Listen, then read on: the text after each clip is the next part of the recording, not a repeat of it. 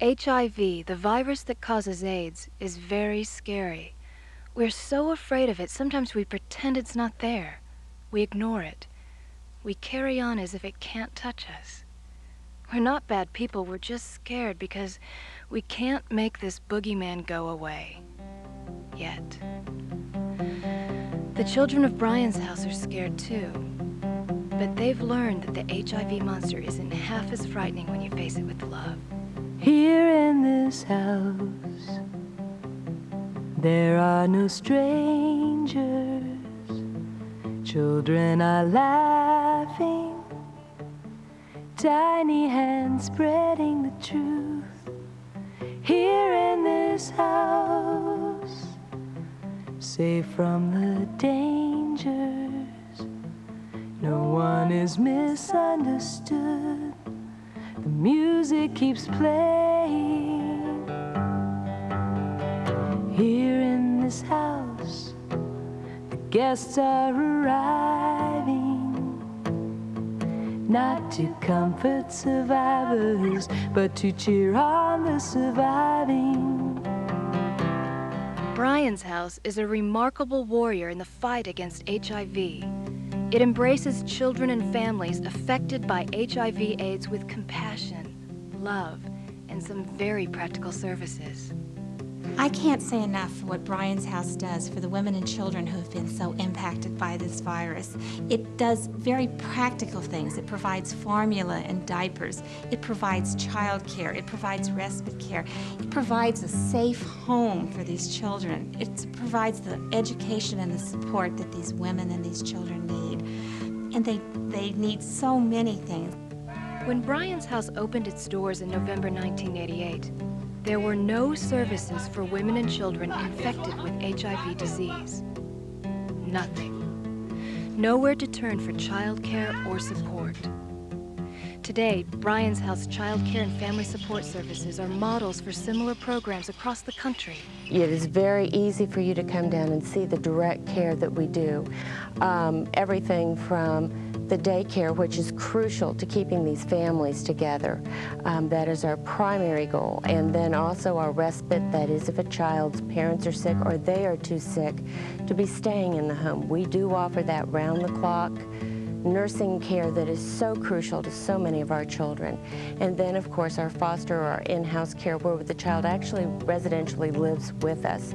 And that's the one that truly tugs at your heartstrings the most, knowing that there is a home, there are these wonderful child care workers there that adore these children and love them as a mother, and the volunteers who outreach just unbelievably. Keep the door open, keep the light on, someone may call out your name. Pull back the curtains, breathe in the sky, someone may need you to simply hold them. Bryan's house does everything in its power to support and heal young families stricken by the HIV infection.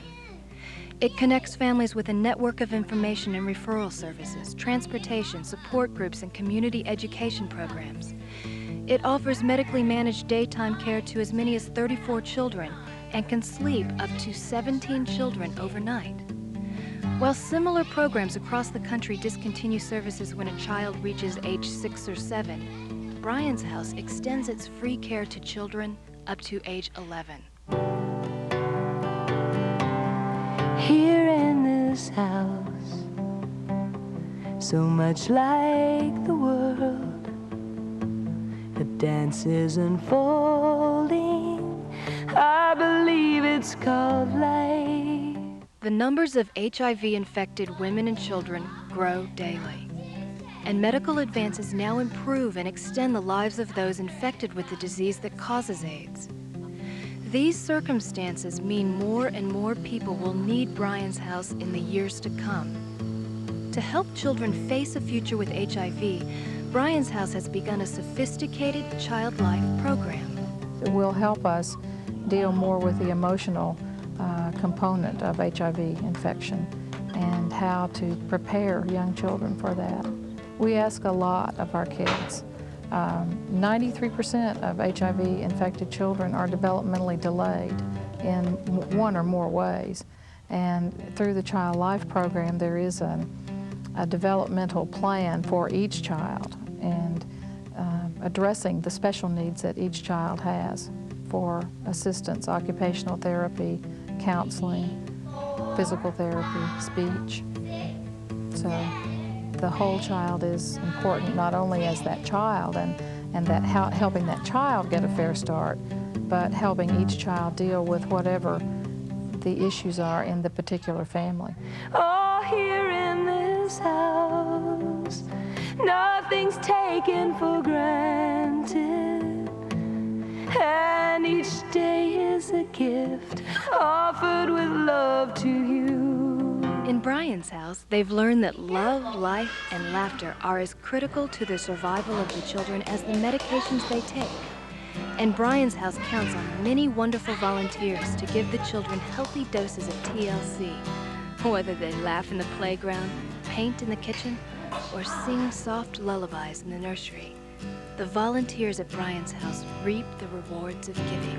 We have volunteers who sit with children when they're hospitalized, and so many times they call me after they've been there and they said, that was so wonderful, I felt so needed, and it was such a good time to be there that I knew I was really making a difference.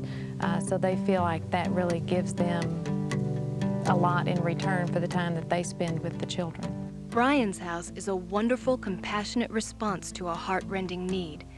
It is also a cost-efficient weapon in the war against HIV. The savings in taxpayer dollars is tremendous. For one child, for 1 year, we're talking about something like $265,000 difference if a child is at Bryan's house than if the child were a border baby in the hospital. So it started out of compassion, and it's very compelling as far as its economic sense. Keep the door open, keep the light on, someone may call out your name.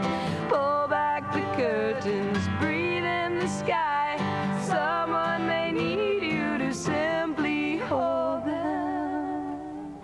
Even as Bryan's house scores small victories against HIV, it must wage a second parallel battle to keep its doors open and its lights on. Dwindling government support has forced Bryan's house to depend on those of us in the private sector for 60% of its $1 million operating budget. But whether our gift is $25 or $2,500, it's put to the best possible use.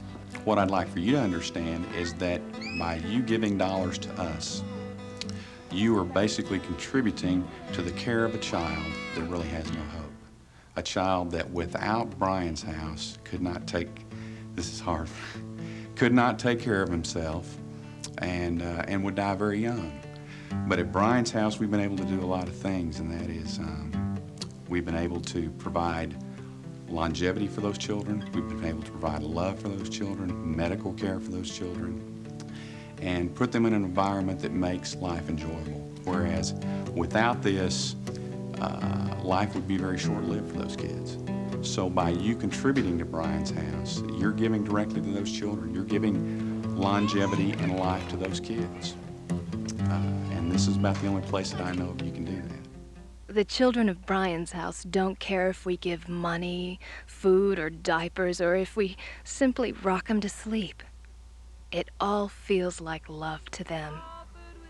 And each gift helps turn the tide against HIV. Oh, each day is a gift offered with love to you. Oh, each day